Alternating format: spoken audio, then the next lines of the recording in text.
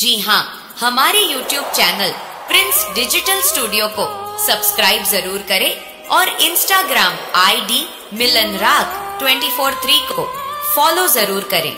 धन्यवाद। मौसम